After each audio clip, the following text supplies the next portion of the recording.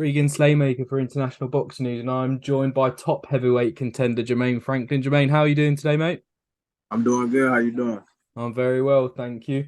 I thought we'd jump straight into it. So, biggest fight of your life, it's fair to say, on April 1st against Anthony Joshua. How is camp going so far? Camp's going excellent. Getting strong, getting in shape. Been working on some things. Coach got me working on some new things. So yeah, we it's going good. Just putting the perfect game plan together. Perfect, and obviously huge fight for yourself. Obviously, as I said before the interview started, kind of we spoke to Dimitri Salita, but just before the press conference the night before, kind of he said boxing's about trajectory, kind of, and he applied that you're on a better form, a better run of form than Anthony Joshua at the moment. Would you say this is true, and would you say kind of you're going into this fight with Anthony Joshua with kind of better performances than AJ has?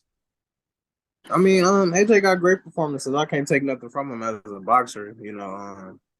Us athletes get a lot of flack in this sport alone. So I'm not taking nothing from him as a boxer, but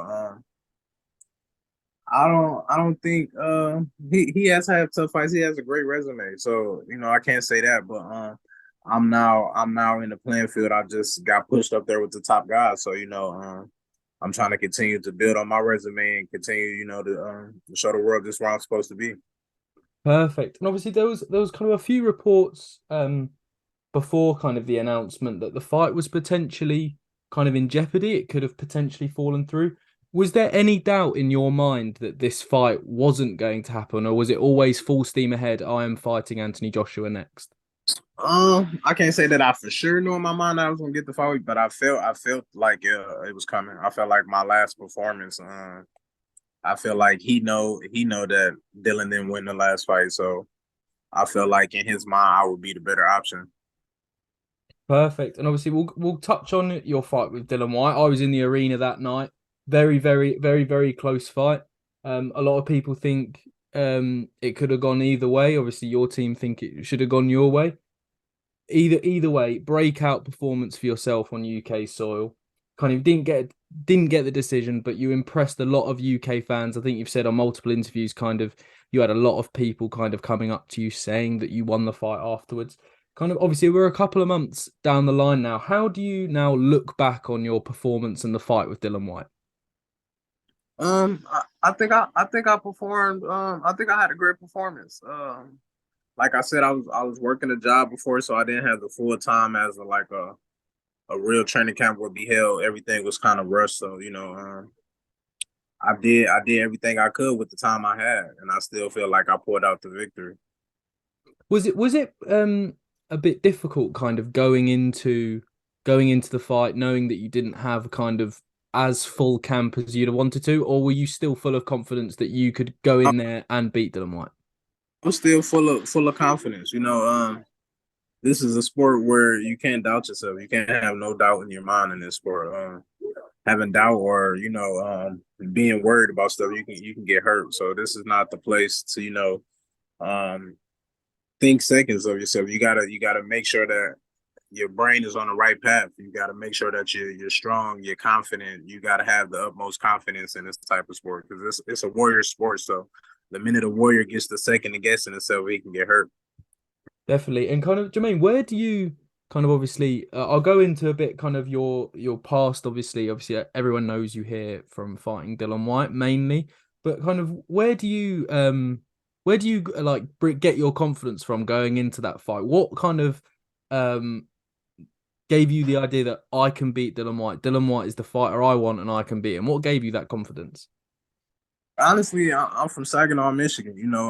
Where I'm from, we don't get a lot of opportunities.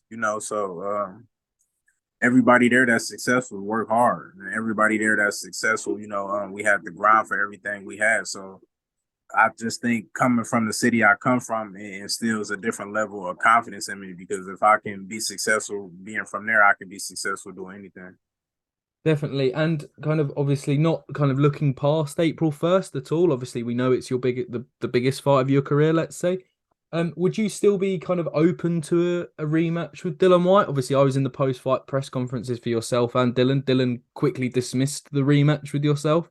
Um, I I mean, I ain't a huge trash talker outside the ring, but I feel like, man to man, I think he really thinks I think he felt like he lost the fight. He's probably never gonna publicly admit that, but if the fans thought it was a good fight, it could be a good fight for you if it was a rematch. But he quickly denounced it. He quickly ran away from it. He won't entertain and he won't do anything. So, I would love to get the rematch.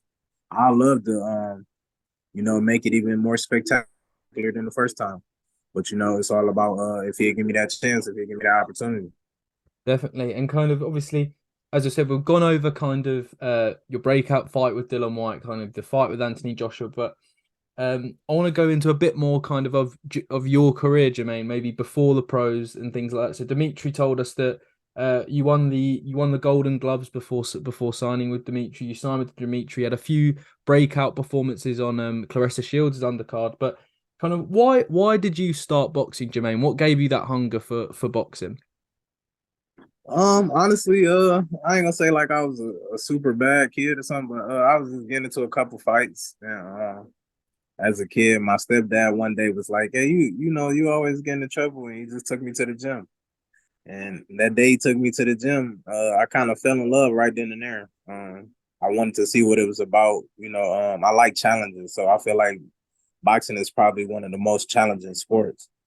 And I just fell in love with the challenge. I fell in love with the grind. And as a young kid, I was kind of a bigger kid, so I didn't get a lot of fights. So I used to get mad. I used to quit because I love to spar. I love to fight. So I used to just get mad, like not come to the gym for about 6, 7 months. But after that time, it's like I don't know, it's like being drawn back to something. Like the universe was just pulling me back to the gym. I couldn't escape it. I couldn't run from it. Nothing I would do.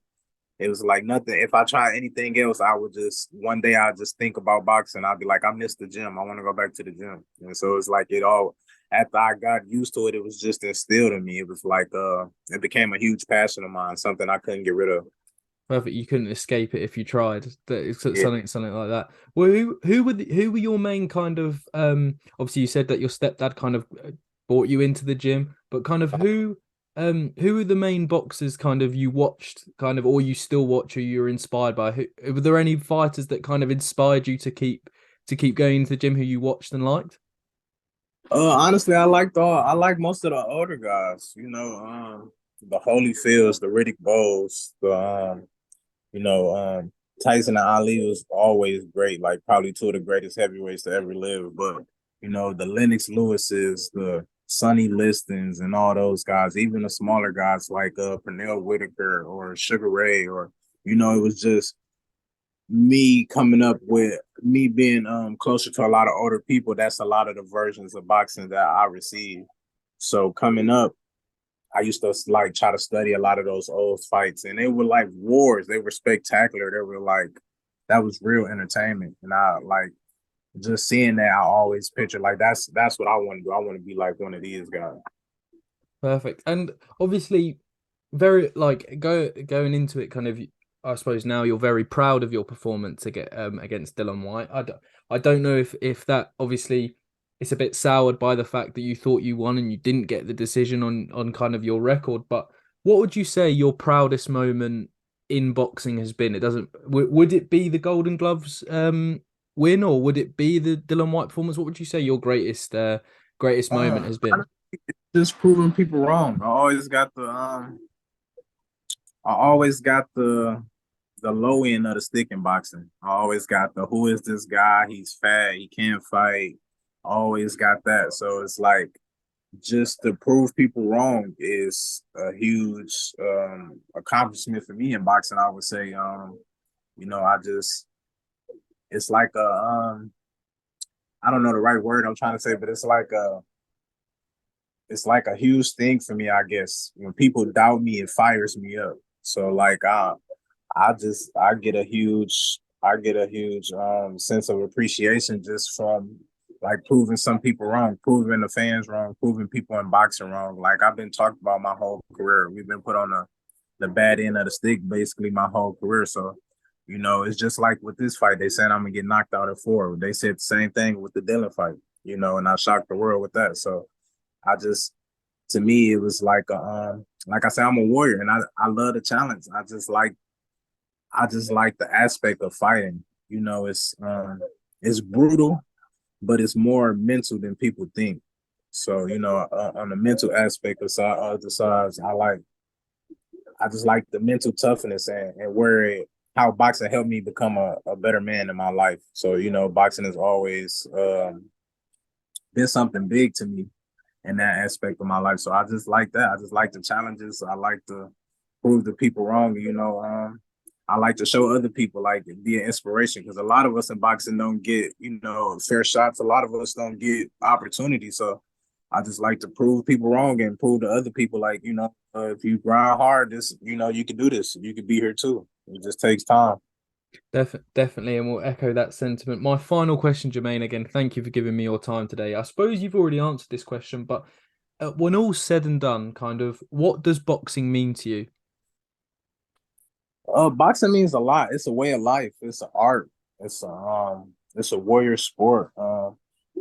It means a lot. It changed my life. I could have been somewhere else doing something else, been dead or in jail, or chosen the wrong life. But boxing changed my life, and it helped me get a more positive output on a more positive output on life and how things are. Being able to travel and fight different people, and meet different people. So I would say boxing means a lot to me. Honestly, it's probably something that I hold very dear to me. But I just love the sport. I love the drive. Only thing I don't like is that this is the only sport where we don't get our full recognition. No matter how good we is or how long we had a reign on the sport, one loss, everybody forgets about you, or they say you're done, or that's the only thing I don't like about boxing. But besides that, I love it. Perfect. I think you and me both, Jermaine. I think fighters who have a loss on their record sometimes, if they don't kind of match up to a Mayweather 50-0, it's Yeah, sometimes they're good forgetting about. But no, I definitely agree with you on that one. Jermaine, great talking to you today, and best of luck on April 1st. Looking forward to the fight. thank you.